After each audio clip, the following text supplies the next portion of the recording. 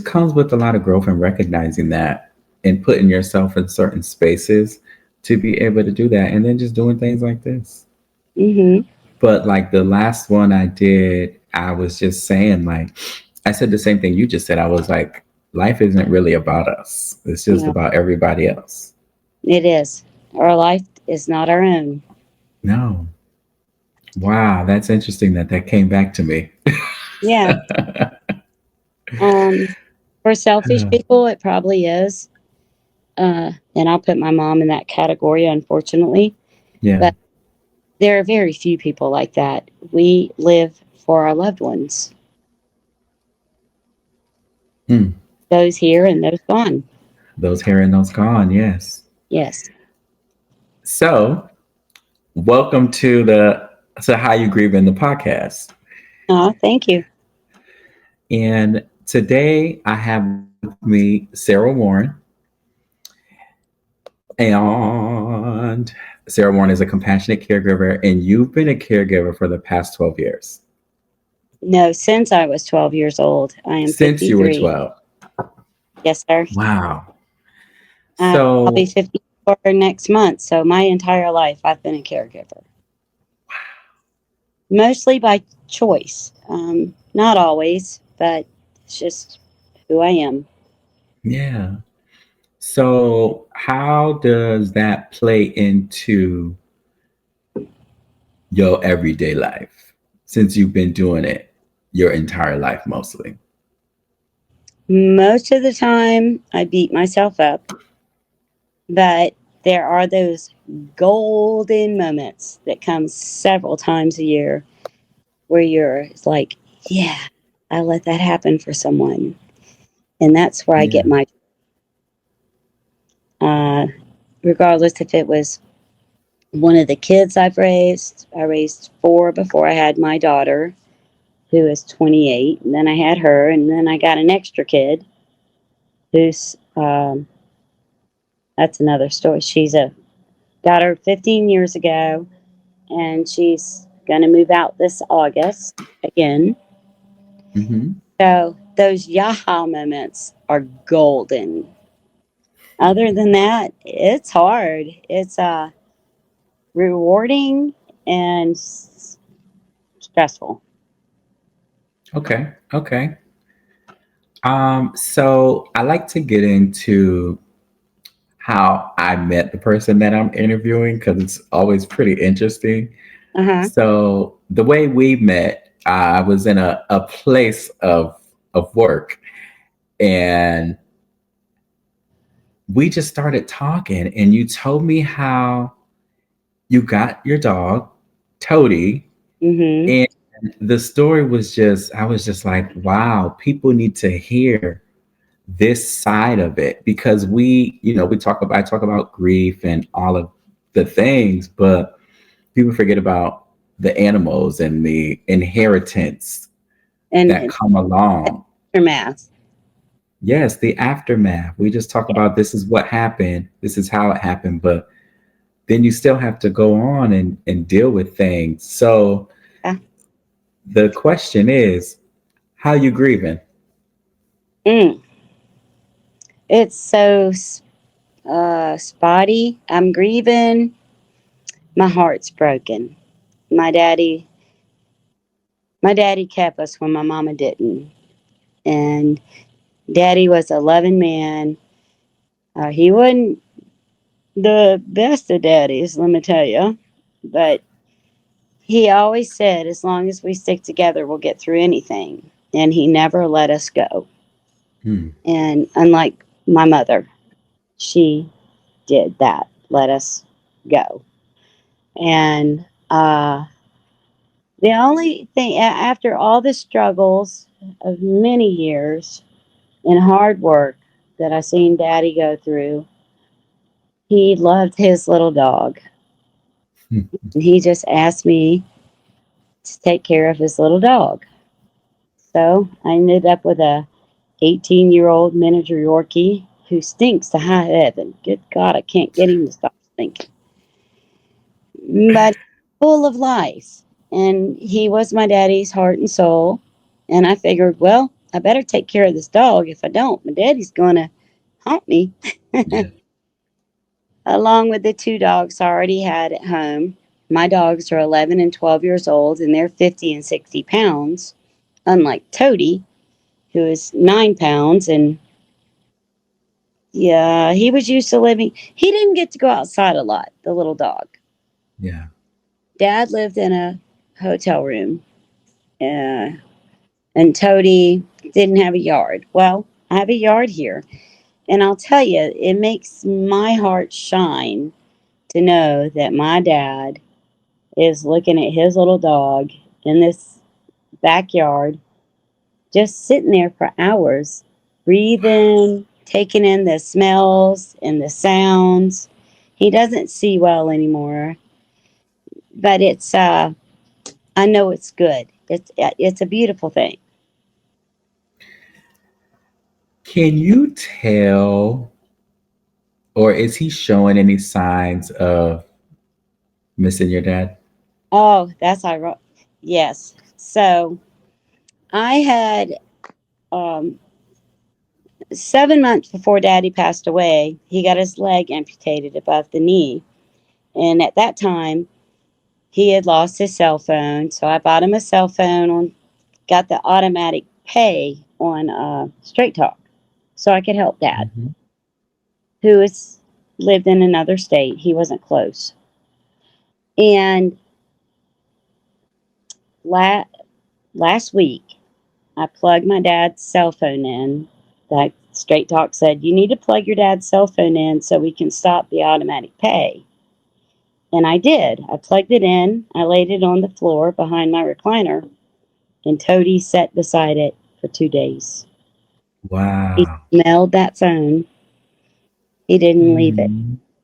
And when I took the phone up after I got the service cut off, I put the phone away. Now Toady, every evening, goes behind my recliner and sits there to see if Dad's phone is still there. So I know he smelled them on the Yeah. phone.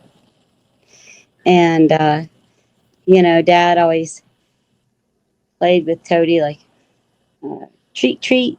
So I don't want to say it too loud. He Treat, gonna treat. come. Yeah. So I kind of put the role play in for Dad on that. Hmm. And the little dog comes to life, but he's also literally living his best life. Yeah. Yeah. And to me, I'm so glad I can make my daddy proud again. Yeah. Mm. That's important. So, ironically, like I didn't even think about, I wasn't aware of, today being Father's Day Right. and us doing this podcast. So, how are you feeling today? I'm doing okay. Um, Probably my hardest day is going to be June 25th, which was my daddy's birthday, Hmm. which was the day that I got married 20 years ago. Wow. First time I ever seen my daddy cry.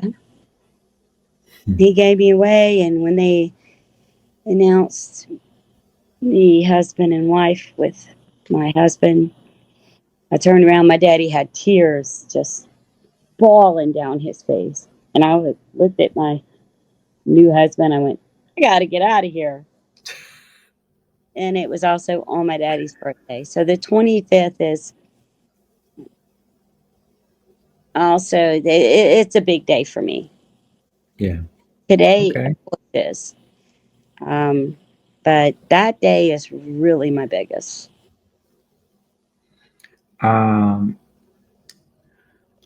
what I can say about the day that is coming up is plan for it like you're doing and prepare. You have no idea what's going to happen that day, Mm-mm. but kind of preset something for it if you want to. Um, I Yeah, remember I was told that, and those things kind of helped me at one point. well, that's good. That's good to know. Um, yeah, I think that's why I burned that smoker off today. I'm gonna cook a pork buck for this old dog. Daddy You fed him. cooking a pork butt? Yeah, I'm gonna smoke a pork, my brand new smoker. Daddy cooked for his dog. He made him uh, a lot of rotisserie chickens and smoked meat, and Yes. that's that's my plan. That's why I burned that smoker off today. It's gonna happen. Yeah, doggy. Wow. Oh, he's living his best life. Okay. It's like a match made in heaven right now. And I'm so happy the little fella got to have this. I mean, the background story of my dad, my little brother, and these two dogs. Toty had a brother named Chomper, and my little brother got Chomper, and Daddy got Toty Hmm. 18 years ago. My little brother died 9 years ago, unfortunately, to heroin. And then a year after that, his little dog died. That really screwed my dad up. Yeah. So dad always he was like, you've got to keep us all together. Something happens to me, you take Toady. And then if something happens to Toady, you put us all together so we can, live the extra life, the Yeah. beyond life. And my dad didn't say many things like that. He's an old rustic Italian man. So I'm like, okay, Dad, I'll do it. But I really didn't expect it to happen this soon. Uh, Yeah. I know that on April the 17th, I think, I talked to Dad and I told him I was coming over on May the 3rd when I got my disability check to travel over there. I said, Dad, I'll be over there on the 3rd. We're going to cook and have a good time and laugh like we always do. And Dad said, yeah, I can't wait. And he passed away on the 24th Mm. before the 3rd got there. And that's hard. I'm glad that I'm the last person that he got to talk to. Mm-hmm. And it was a good talk. Dad could be a bit of a pill. He wasn't always nice. Italian thing. Yeah. But he didn't make it to the 3rd.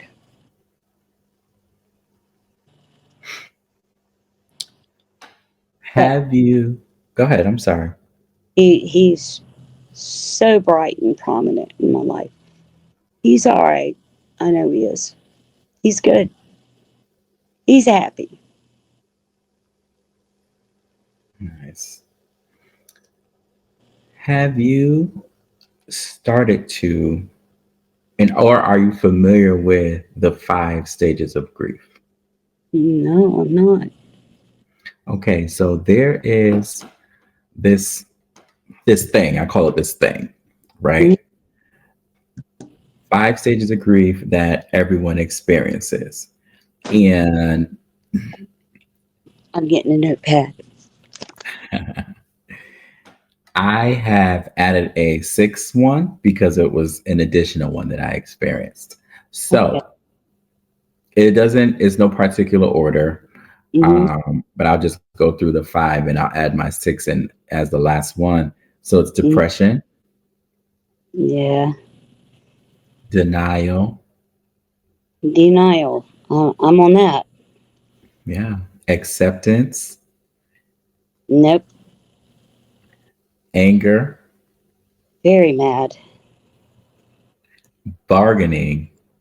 And the bargaining is if I would have stayed home that day with him, or Yeah. like, you know what I mean? Yeah. I can't believe he died 3 days for us, but 5 days for us supposed to get there. Like, Yeah. no, my dad. Um, I was the only daughter. He wouldn't have died knowing I was coming. Hmm. But uh, I've had it pointed out to me that, well, it wasn't his choice, Yeah. which is very true. But Yeah. yeah, I'm like, why didn't you hang on, Dad? You knew I was coming. Also certain things happen the way they happen, right? To, I don't want to say teach us a lesson, but give us something. Yeah, we have. And you'll figure out one day what that something is, Mm, what that actually meant. You know what I mean? Like maybe you'll be in the kitchen one day and you'll have a flashback of something and you'll be like, huh,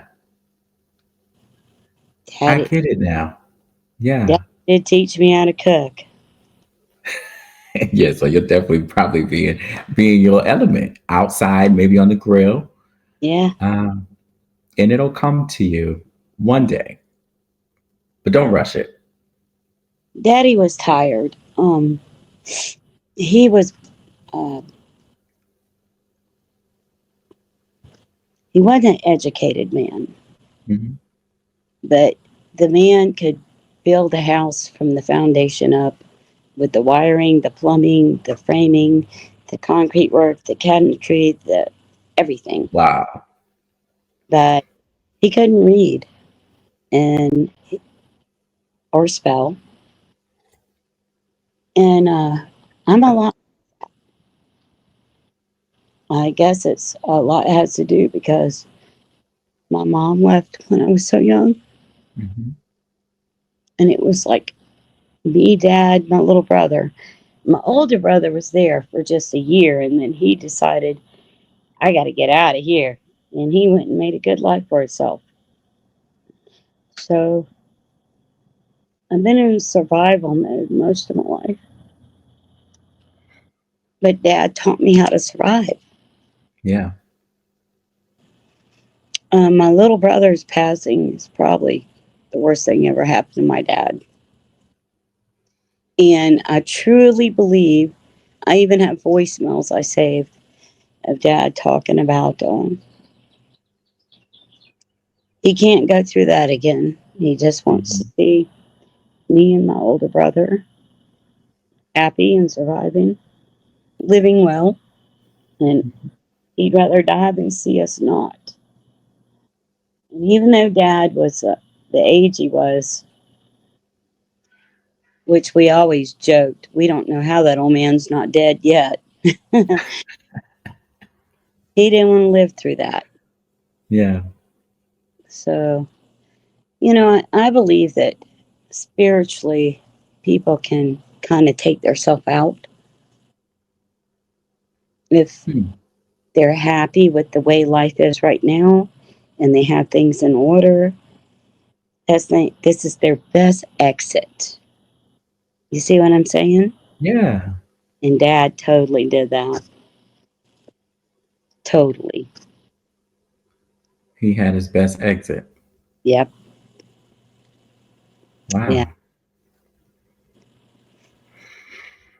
For me, I think that's peaceful, knowing that he was cool with it. Yeah. He was all in for that. He planned it. I mean, to an extent, right? He knew that was his best exit. 'Cause his family was well, his children, and his little dog. Well, Yeah. It was all right for him to go. right, right. I interviewed a woman, Lysandra, and her mom had to have surgery and she was in the hospital and she was like, I just want to go home. I just want to go home. Mm, And ultimately, she took her home and she died at home 2 days later. mm, And she talked to me and she was like, now that everything has happened, I don't think that's the home she was trying to get to. mm. Okay. Yeah. So I mean, we have these weird little recollections, um, and things start to make sense They do. eventually. Yes, eventually. The more time Yeah, you try, the more things you realize. yeah. My older brother was the one that told me my dad had passed. And unfortunately, it looks like my dad was in his apartment. Well, it's not, it was a hotel room.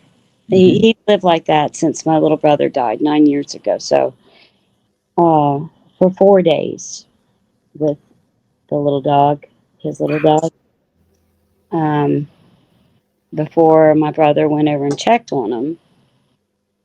Because they live 6 miles apart. I live 4.5 hours away. But uh, I forget where I was going with that thought. You were Uh, talking about the 4 days. yes, Daddy was gone for 4 days before anyone found him. And it was sad for the little dog because I can't even, I don't know, some kind of weird force keeps making me think, what did Toty do those 4 days in that apartment with Dad dead? Because he jumps on me and, in the mornings when it's time for his treat. Hmm. And I'm thinking, God, was he doing that to my dad? And those are the torturous things that we can think Yeah. of. So I believe the best route for us all is not to think about or dwell on the things such as that, but to know that Dad went under his terms. Dad left this world on his terms. Yes, the little dog was in there with him for 4 days, but I can't keep imagining Toady trying to jump on Dad in his wheelchair to get food and water, Hmm. because that will crush you. It will crush you like the fist under the Green Hulk. Yeah. Really will. So at first, I did that, just trying to imagine the last few hours or days. So then I Yeah. was like, right, that's enough of that. Grieving. Here we go. Think about how happy Dad was to leave under those circumstances. So when I turned it around to the story of Dad was satisfied with all that, it makes it a lot easier. And it makes a lot more sense too. Because no one that loves us would want to leave us with bad thoughts. Only the best, right? Hmm. When I food for thought, right?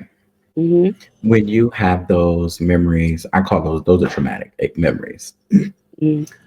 Um, think of him in another form, Mm. in happy form in his wheelchair with Toady in his lap. Yeah. Try that. See if that works for you. Because I had to do something similar. Uh, but With try to replace those daunting or haunting memories with something positive.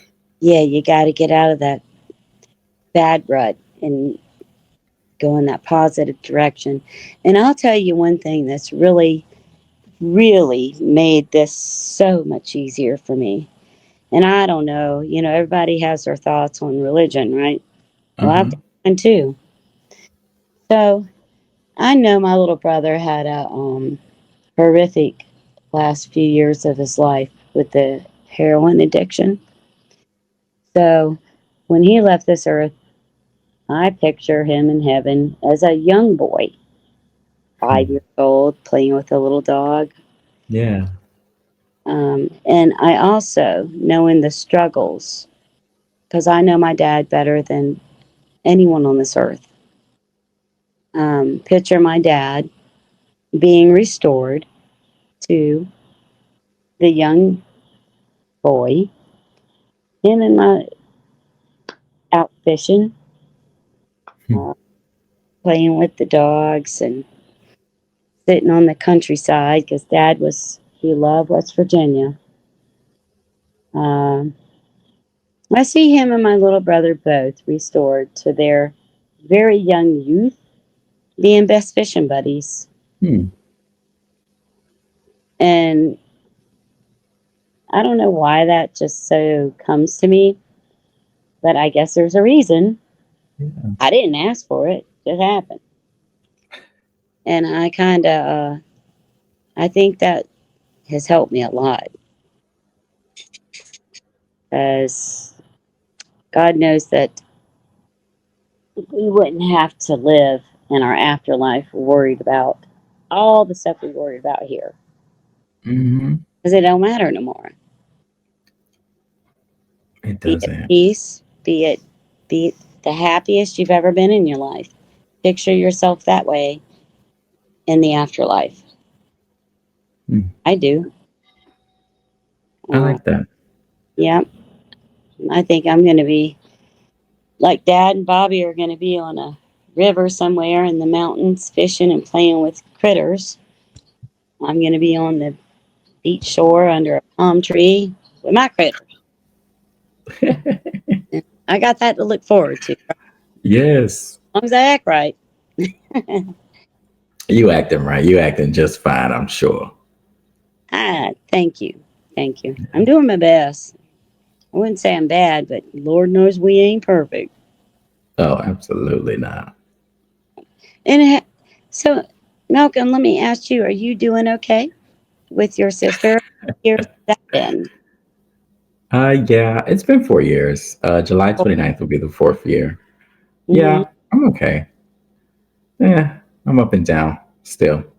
Yeah. I Hmm. I have a wall in my dressing room, bedroom, dressing room, same thing. All my loved ones passed, and it's pretty much 10 out of 15 people in my life Yeah, that have passed there. And I talk to them every day. Granny, Aunt Lois, Aunt Linda, my little brother, my daddy, my best friend Hope. Um, I still talk to him. I believe it's very important for us to keep them alive in yeah. our hearts, in our conversations. Their spirit needs to live on. I think it's important that we do that. And I know that your sister would shine down on you for that as well. Look, look. I like the joke around and say she better be doing something up there. I heard that. Then rainbow. Something. At least, Walking around here, she better be doing something. uh, Okay.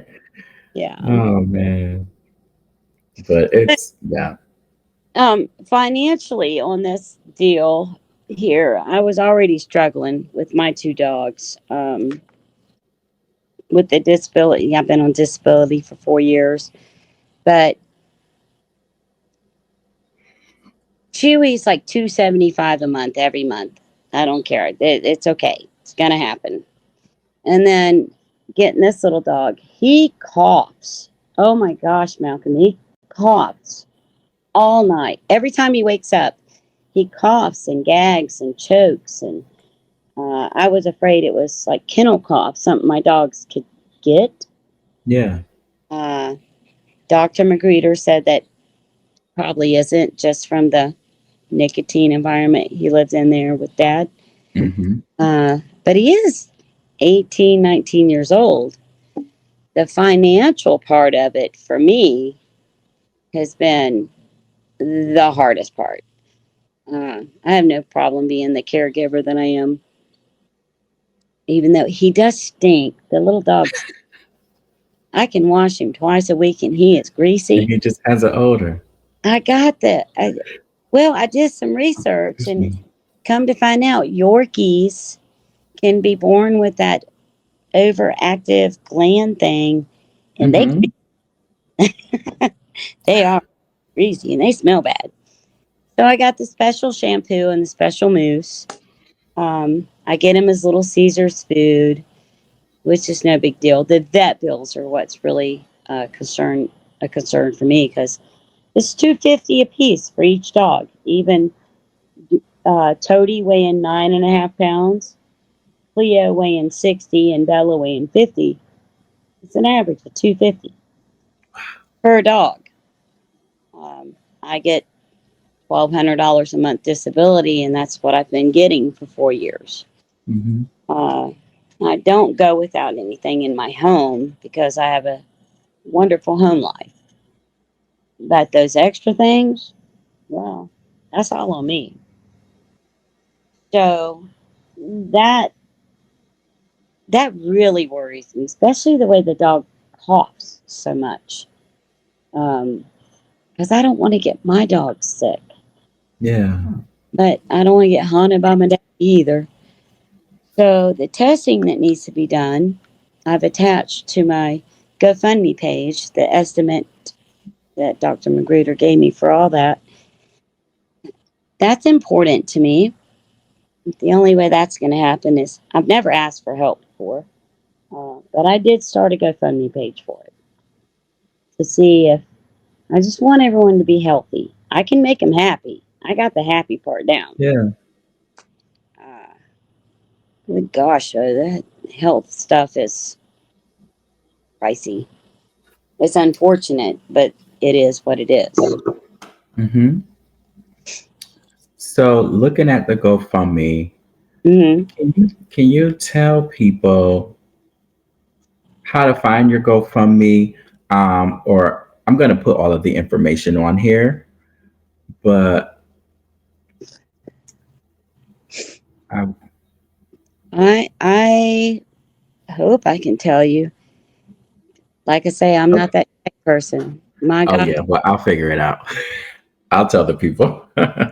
I know I put my bank account on there, and whatever goes in the bank account, of course, I'll have to uh, submit to Social Security, but that's okay as Yeah. long as everyone's healthy. That's all I care about. I've got the happiness part down pat. Hmm. Don't worry, we all eat well. Ain't nobody underweight around here, and everybody got a comfortable bed and all that stuff. But the medical part for me, not only me personally, because I have a lot of medical problems, so do these critters. And it's just crazy how much it costs for this stuff these days. It's a lot. Do you have a what is your goal, or is there not a goal specific to the GoFundMe? Oh, well, for my three dogs, I just did what they all recommended. My Okay. doctor helped me. And for the three dogs, and we're not even talking about Mr. Kitty yet. He's good. Uh, for the three dogs, they recommended 1,700, but they started out at 800 and would raise it whatever GoFundMe says. And anything would be a help. Like 800 is a huge amount of money to me. Uh, I couldn't imagine any more than that. But Hmm. it does cost more than that. Yeah. But people just to give, um, like I say, I don't have finances. I have love, care, and good food and a home for someone who needs it. God knows I've done that my whole life. But for these critters, just to get their shots and be able to get their heart and flea medicine, be good. It did start out at 800 and said it would rise it Okay. to whatever they suggested. I think it was 1,700. And that sounds right for the three dogs. It's like two 260 a piece, six. Well, it's about 800 if you ask me. I think 800 is good. Yeah. Hmm. Okay. So, how do you feel, Toady, besides financially? How else has he impacted your life? Oh, that's well. I didn't want the little dog but he sure has come to grow really close to me.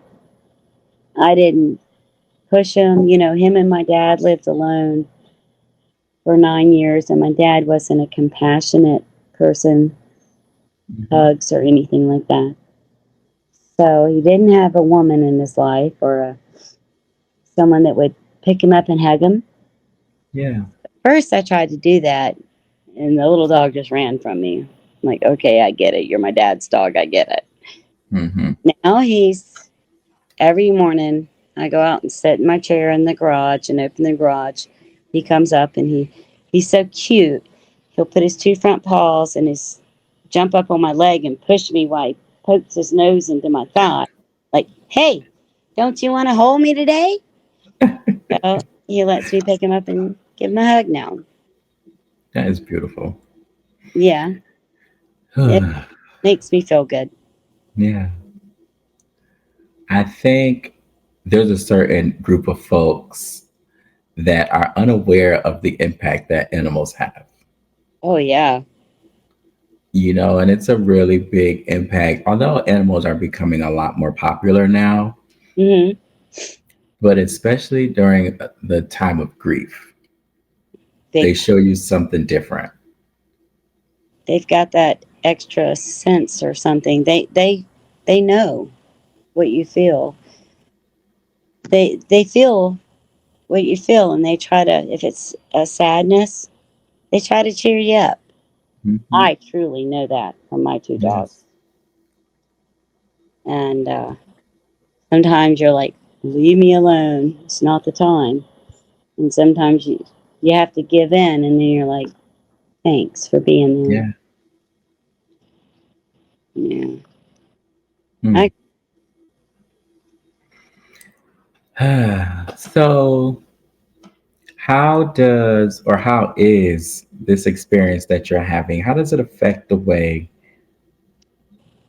you treat others right now? no. Mm. I others. So I'm pretty much a homebody. So there's me, my boyfriend, and my goddaughter that live under this roof with my two dogs, my dad's dog. I'll say that I've been not so nice to them Mhm. because everyone still expects everything from me, um, the caregiver. Yeah. But where's my, who's gonna go make my bed every day? Mhm. Ain't no, I ain't seen nobody show up. Why do you think yours needs to be made? I'm the one hurting. But there again, I've got my daddy's blood in me, so I'm not that pity party. So I turn to push it away.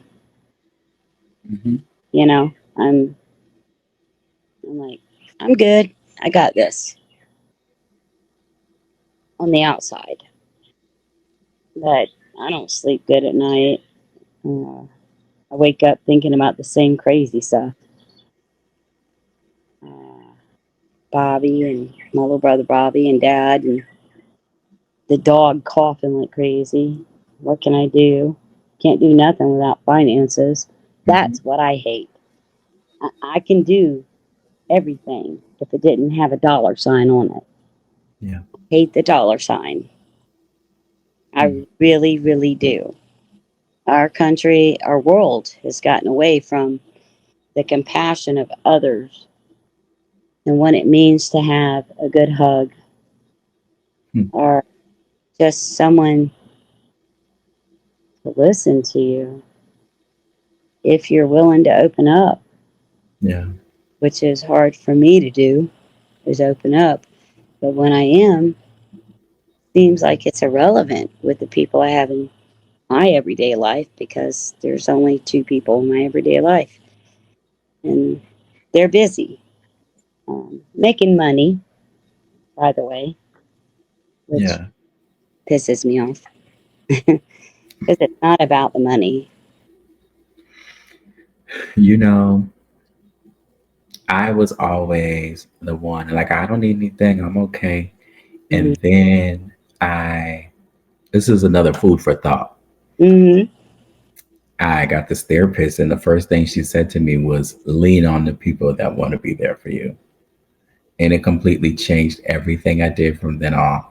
I realized that I had to be the one to need somebody else in order to get through. And then people aren't used to you being that way, Mm-hmm. but you have to show them, okay, this is who I am today. I probably won't be this tomorrow, but this is what I am today. You I know, we get focused on that, who the have strong version of us. one beautiful soul in my life.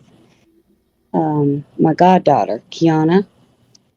She, her and my daughter were best friends in high school. So 10 years ago, I got legal guardianship over her. Mother was a drug addict. Her daddy was a good man, but disabled. Hmm. And there were five of them living in a hotel room with one bed. And when I took her home that weekend and seen how she was living, I got guardianship over her. That was 10 years ago. Since then, her daddy, the good parent, has died 3 years ago. Mm. Her mother is no good. Yeah. And she had to move home. August will be 2 years ago. Come back to my house. Ironically, because her mom's boyfriend put her in the hospital. Yeah, bad situation. She's still my kid. Yeah. That young lady is probably the only one in my life I could lay in her arms and cry if I had to. Hmm. The only one. Mm. Um, and she, I'm very proud of her. I also think I push her way too hard because all I want her to be self sufficient. Don't make me roll over in my grave. You know, Right. you gonna Yeah. be successful. I don't want to worry about you.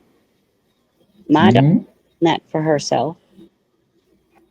Uh, you know, um, but her, she's the one. Wow. Yeah. What do you say to people, daughters, sons, or whoever, specifically on this day, about how to operate this day? Or do you have any With advice? without a dad, Yeah. mm, absolutely. Yeah. You know, they might not be here in person on this earth anymore, but as long as you keep the good memories alive, the good experiences alive. My goddaughter, I was speaking of, Kiana, and my daughter as well, Taylor, they can tell you, I've taught them how to cook. My daddy taught me how to cook. Hmm. Get in that kitchen, whatever it is you do. Daddy also taught me how to build a house. Whatever you do, as long as you say, yep, dad taught me this, and keep that spirit and that knowledge and that love alive. And it doesn't matter if they're here in the present, physical presence. As long as you keep them alive in your heart, your thoughts, and your conversations, they'll never die. They're never gone. They're always there, and you keep them alive through those experiences and lessons. And I think that helps me. It helps me a lot. Yeah. So, I know you have great memories with your sister, Let me tell you, all of this stuff that I'm doing, she told me a lot of stuff. right? You keeping her alive every day. Yeah, I'm What doing is what I gotta do. That's what it's So, about. You got to keep them alive in your heart, mind, spirit, conversation, and soul. And Yeah. none are ever really dead as long as you do that. Like, dead is a word, but alive. Keep them alive. Yeah. And that's how I Yeah. feel. Well, continue to keep the ones you've lost alive. Continue to love on Toty.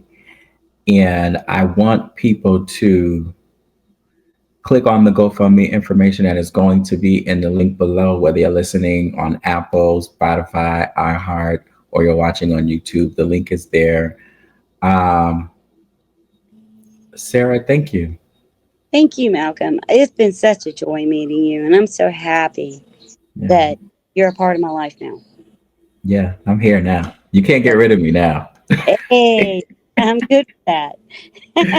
Yes, I'm grateful and that because you told me you wouldn't have done this if it was anybody else. So I'm special. You got that right, because you spot on with that. Because I sure wouldn't have. And Yes, I also, circumstances you ever heard the check in at the vet with my daddy's passing and how I got this little dog, and you took the bull by the horns and you went, "Hey, lady, I got something for you if you need it," and I yeah, appreciate you for that, Malcolm.